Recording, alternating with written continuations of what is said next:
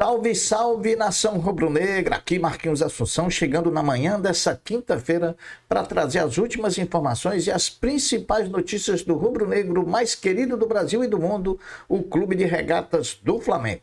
Porém, antes da gente adentrar no giro de notícias do Mengão, eu peço a você, rubro-negro, que ainda não é inscrito aqui no nosso canal, que se inscreva, que deixe o like, que compartilhe os conteúdos nas redes sociais e que, por fim, você ative o sininho das notificações para que o YouTube possa notificá-los de tudo que estiver acontecendo de novidade aqui no canal. Também, se for possível, que você hype esse vídeo para que a gente possa ter um engajamento maior perante a plataforma. Dito isso, aqui não tem enrolação. Vamos às notícias do Mengão. Flamengo e Fluminense jogaram ontem à noite no Maracanã pela 34ª rodada do Campeonato Brasileiro para um grande público, que somou 69.591 torcedores presentes e que destes 64.436 pagaram ingresso, proporcionando uma renda de R$ 4.117.072,50. A primeira expectativa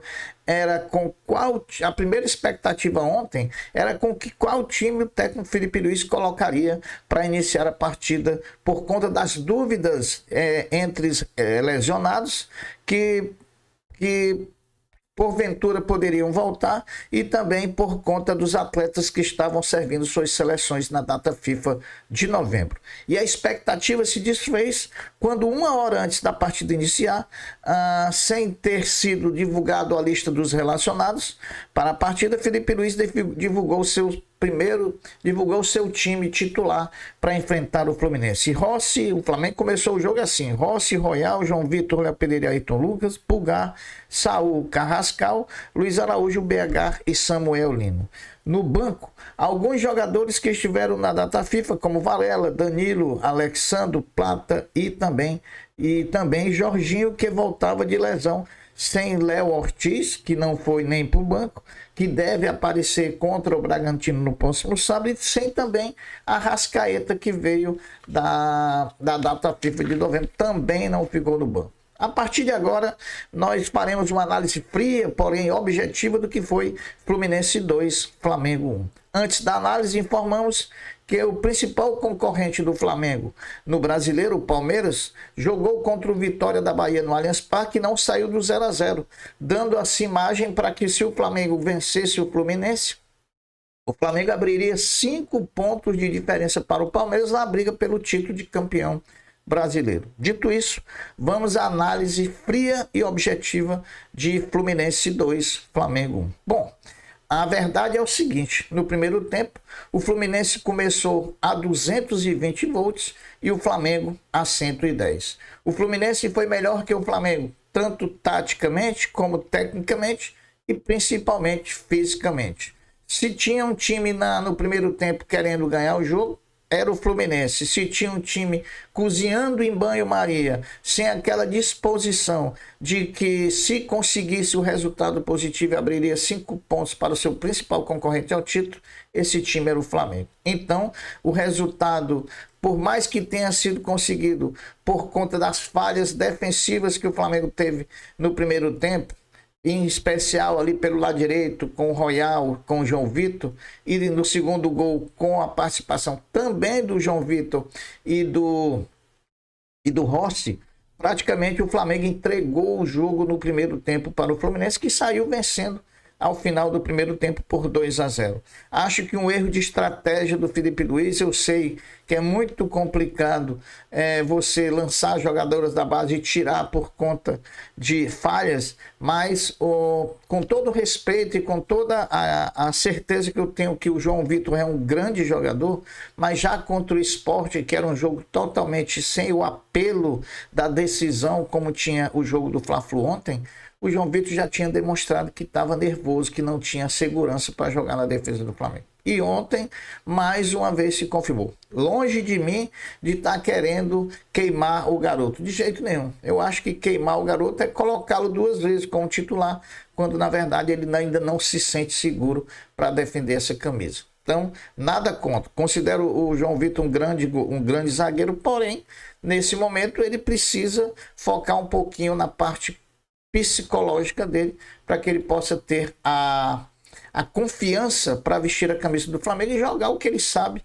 e o que a gente sabe que ele pode entregar. Dito isso, no primeiro tempo, uma falha clamorosa do Rossi no segundo gol, combinado também com um atraso de bola do João Vitor, que, sinceramente, né, não é daquele jeito que se atrasa uma bola para o goleiro. Mas o percentual de culpa foi muito mais do Rossi do que do próprio João Vitor. Digo isso, Fluminense 2, Flamengo 0, e assim fomos para o intervalo. Ao voltarmos do intervalo, o Flamengo tinha que mudar a postura e mudou. Ele já veio com o Danilo no lugar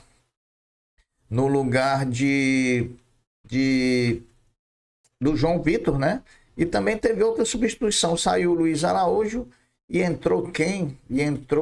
Agora eu não lembro.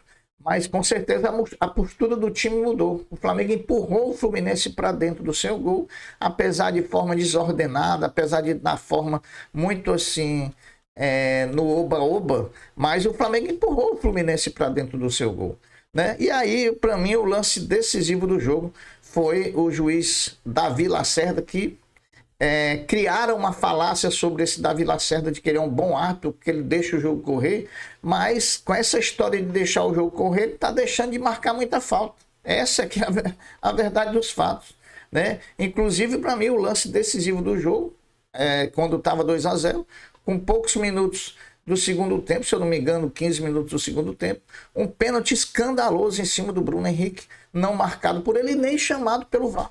Escandaloso.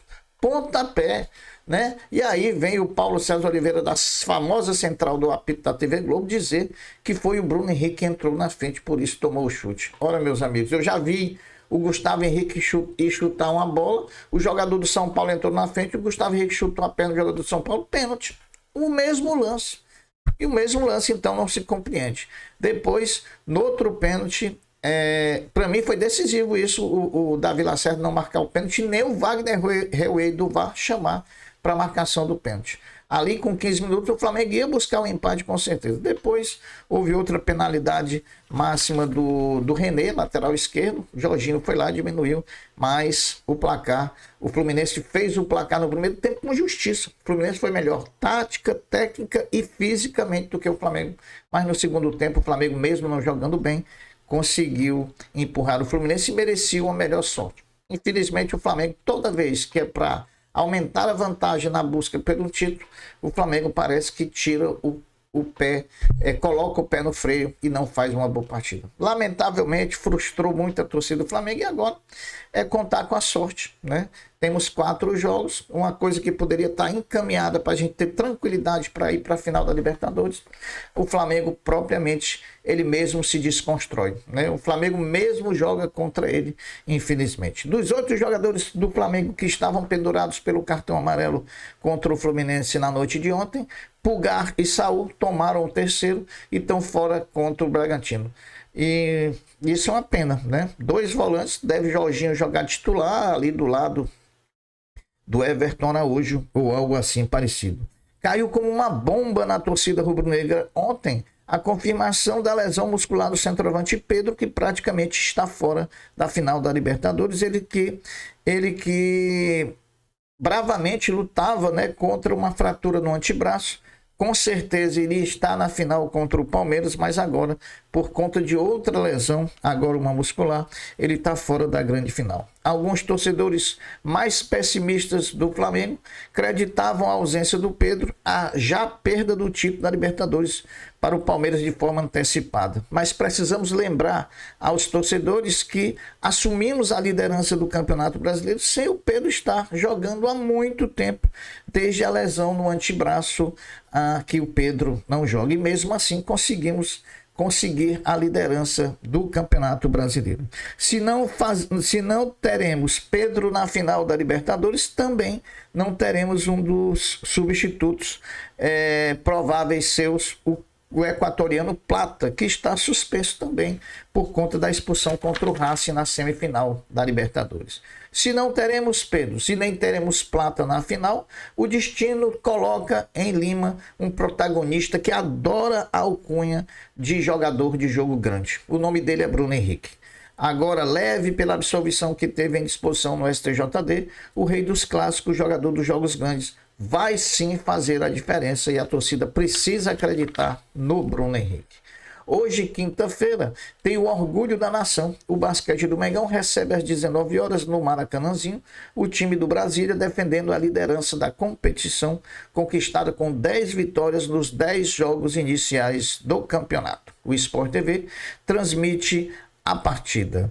Meus amigos, 3 jogos prosseguiram ontem com a 34ª rodada, abriram ontem a 34ª rodada do Campeonato Brasileiro. Fluminense 2, Flamengo 1, Grêmio 2, Vasco 0, Santos 1, Mirassol 1 e um jogo trazido da 37ª rodada, Palmeiras 0, Vitória da Bahia também 0. O Flamengo lançou ontem, quarta-feira, a camisa Diamante Negros, especial para o Dia da Consciência Negra. O item estará disponível nas lojas a partir de hoje, quinta-feira. O preço das camisas custará R$ 279,90 para os adultos e a infantil R$ 239,90.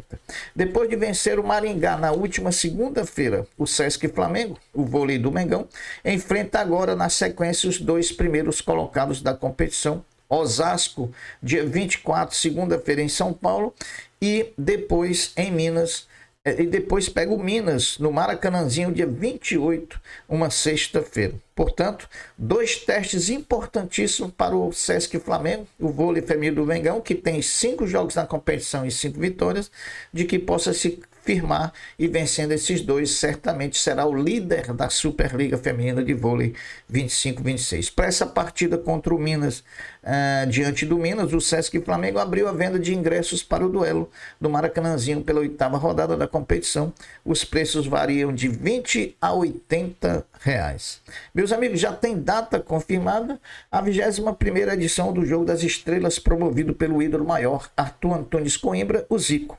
A partida beneficente acontecerá no dia 27 de dezembro no Maracanã.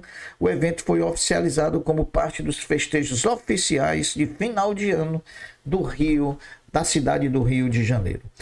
A Fla-Flu Serviços S.A. vendeu em apenas 3 horas, através de um leilão, os 32 camarotes do Maracanã para a temporada de 2026.